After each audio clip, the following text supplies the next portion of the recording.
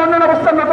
সিলেটের সবচেয়ে বেশি রেমিটেন্স এই দেশে আসে এবং সিলেটের মানুষরা সিলেটের বিমানবন্দর এয়ারপোর্টে আন্তর্জাতিক বিমানবন্দর নাম দেওয়া হয়েছে, কিন্তু সিলেটের বাসীরা সে আন্তর্জাতিক বিমান বাস্তবায়ন